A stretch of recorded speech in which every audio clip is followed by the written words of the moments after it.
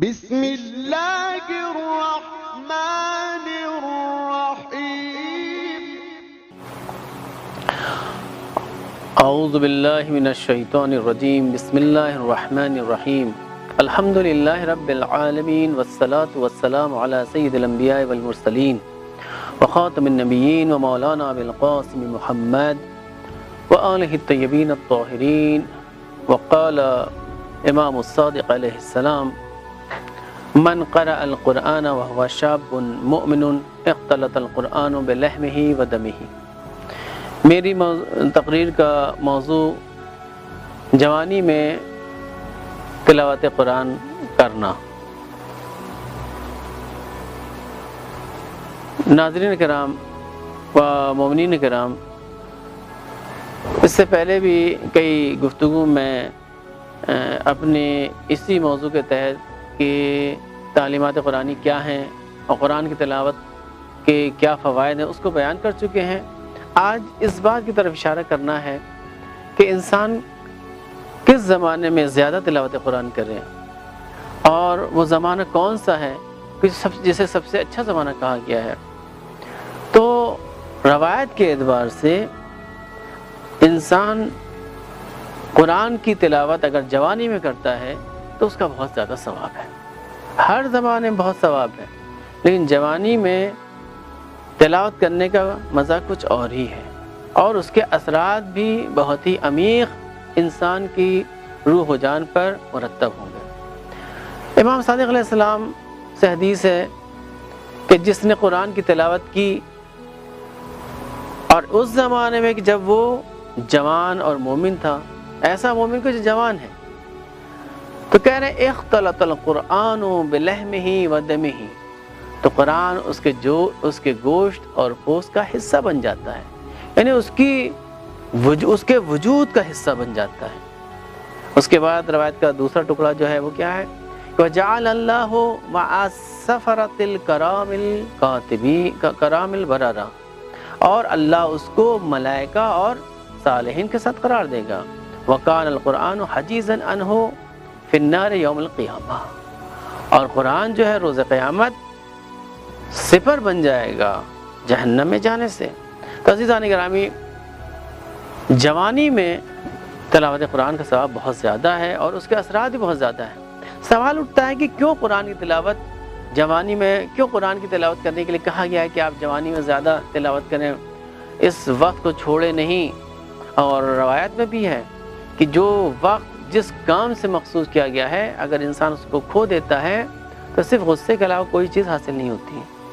اسی لیے ہے کہ کسی بھی کام کو اس کے وقت سے تاخیر کرنا یہ آفات کا سبب ہے، یہ آفات کا سبب ہے. تو کیوں قرآن کی تلاوت زیادہ سے زیادہ جوانی میں کی جائے؟ ایک سوال ہے، روایت میں ہے اس کے بارے میں، لیکن اس کو ذرا انہی احادیث اور روایت کے ذمن میں کے ذریعے ہی سے آپ کے سامنے بات کو پیش کرنا چاہتے ہیں کہ کیوں ایسا ہے. تو دیکھیں، انسان کی شخصیت اس طریقے کی ہے کہ جس چیز کے ساتھ رہنے لگتا ہے اس کے اثر کو قبول کر لیتا ہے. انسانی شخصیت ایسی ہے کہ جس چیز کے ساتھ وہ نشست و برخاست کرتا ہے، اٹھتا ہے، بیٹھتا ہے، اسی کا اثر قبول کرنے لگتا ہے. اگر اچھے لوگوں کے ساتھ زندگی گزار رہا ہے تو اچھا اثر قبول کرتا ہے، برے لوگوں کے ساتھ زندگی گزار رہا ہے برا اثر قبول کرتا ہے. اچھی کتابیں پڑھ رہا ہے تو اس کے اوپر اچھے اثرات مرتب ہوتے ہیں. برے مضامین کی فحش مبتذل کتابیں پڑھتا ہے تو اس کے برے اثرات مرتب ہوتے ہیں. اسی طرح ہر اچھے ماحول میں زندگی گزارتا ہے تو اس ماحول کا اچھا اثر پڑتا ہے. برے ماحول میں زندگی گزارتا ہے تو اس کی شخصیت برا اثر پڑتا ہے. اور جوانی کا وہ زمانہ ہے کہ جس میں انسان بہت جلدی اثرات کو قبول کرتا ہے. جس کے ساتھ رہتا ہے، اٹھتا ہے، بیٹھتا ہے، کھاتا ہے، پیتا ہے، جو چیز مطالعہ کرتا ہے، جو چیز سوچتا ہے، جس ماحول میں رہتا ہے، جس کلچر کو اپناتا ہے، حتیٰ جو کپڑے بھی پہنتا ہے اس کے بھی اثرات اس کی شخصیت پر اثر انداز ہوتے ہیں. تو جوانی وہ ایسا زمانہ ہے کہ جس میں انسان بھرپور صلاحیتیں اس کی ابھرتی ہیں اور اچھائیوں کو بھی کیچ کرنے کی اس کے پاس بہت طاقت ہوتی ہے، اور برائیوں کی طرف جانے کا بھی ڈر بہت زیادہ ہوتا ہے۔ تو یہ وہ زمانہ ہے۔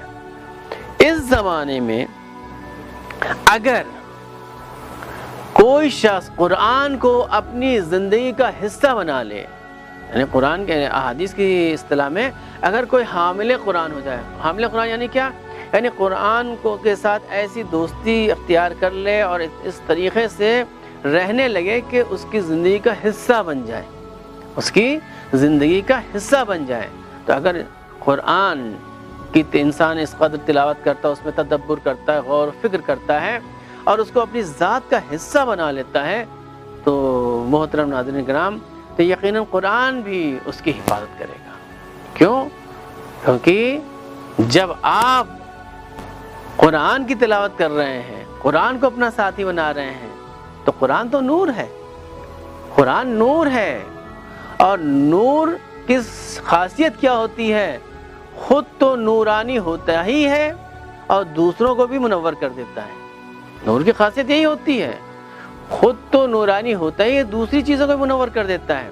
تو جو انسان قرآن جیسی نورانی کتاب کو اپنے وجود میں سمیٹ لیتا ہے تو اب اس کی شخصیت نورانی ہو جاتی ہے۔ نورانی ہونے کے ساتھ ساتھ خود تو ہدایت پاتا ہی ہے، اب وہ جہاں بھی جاتا ہے، اٹھتا بیٹھتا ہے، تو اب وہ قرآنی طرز فکر اپناتا ہے، قرآنی کلچر کو اپناتا ہے، قرآنی کردار اس کے کردار سے مل جاتا ہے۔ تو اب جہاں بیٹھے گا قرآنی انداز میں بات کرے گا، قرآن کی آیات کی ترجمانی کرے گا، تو جو قرآن کی آیات کی ترجمانی کرے گا تو سراسر ہدایت گر بن جائے گا۔ تو خود تو نورانی ہے، تو جو لوگ اس کے ساتھ بیٹھ رہے ہیں اب ان کو بھی ہدایت دیتا ہوا نظر آئے گا۔ تو اسی لیے بہت زیادہ تاکید کی گئی ہے کہ اس زمانے میں زیادہ سے زیادہ انسان قرآن کے ساتھ اپنا ہم و غم رکھے۔ روایت میں ہے کہ جو انسان جوانی میں قرآن کی زیادہ تلاوت کرتا ہے تو اللہ اس کو جنت میں داخل کر دیتا ہے، ثم ادخلوا فی الجنہ۔ اور یہی نہیں، صرف جنت ہی نہیں حاصل ہوتی، بلکہ جب جنت میں داخل ہوتا ہے تو کہا جاتا ہے اقرا اقرا، قرآن کی تلاوت کرو، اقرا واسعد درجتاً، زیادہ زیادہ تلاوت کرو اور تمہیں مقامات زیادہ زیادہ ملتے چلے جائیں گے۔ تو یہ قرآن کی نورانیت ہے۔ مولا کائنات کا ایک جملہ ہے کہ اگر کوئی انسان قرآن کے ساتھ ہم نشینی اختیار کر لیتا ہے، قرآن کو اپنا دوست بنا لیتا ہے، تو اب اس کو اپنے دوستوں کی جدائی کا افسوس نہیں ہوتا۔ کیوں؟ کیونکہ اس کا ایک غمخوار موجود ہے۔ آپ دیکھیں، جن لوگوں نے بھی قرآن کو اپنا دوست بنایا ان کو کسی کی فکر نہیں ہوئی، کسی کا غم نہیں ہوا، کیونکہ قرآن ان کے ساتھ ہے۔ اب اگر دنیا نے ان کو اکیلا بھی چھوڑ دیا تو دنیا اکیلا چھوڑتی رہے، ان کے ساتھ ایک ایسا دوست ہے کہ جو اس کا خیال کرنے والا ہے۔ ہم علماء کرام کی زندگی کو دیکھتے ہیں، صالحین کی زندگی کو دیکھتے ہیں، وہ زیادہ سے زیادہ قرآن کی تلاوت کرتے تھے، زیادہ سے زیادہ قرآن۔ اور آپ اگر بڑی بڑی شخصیتوں کا، یعنی جو بظاہر جن کے نام عالم دین لگا بھی نہیں ہے لیکن دیندار تھے اور ایک مقام تک پہنچے، ایک مرتبے تک پہنچے، ان کی زندگی کو بھی اگر آپ دیکھیں تو اکثر وہ لوگ ہیں کہ جنہوں نے بچپنے سے قرآن کی تلاوت کا شرف حاصل کیا اور قرآن کے ساتھ زندگی گزارنا شروع کر دی۔ یہاں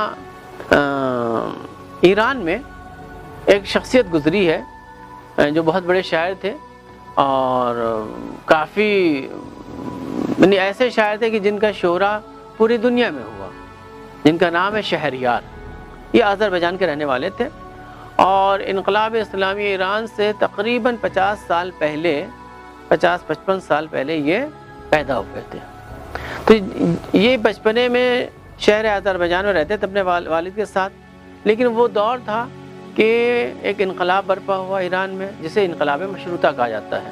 وہ بھی علماء کے ذریعے سے وہ انقلاب ایران میں آیا تھا حکومت دینی کے لیے، البتہ اس میں کچھ مشکلات ہیں جس کی بنا پر وہ انقلاب بعد میں فوجی بغاوت کے زیر اثر وہ ختم ہو گیا تھا۔ تو جب اس وقت یہ مثلا انقلاب آ رہا تھا تو پورے ایران میں ایک ہنگامہ مچا ہوا تھا اور آذربائیجان میں بھی بہت زیادہ یعنی ہنگامے تھے، قتل و غارت تھی۔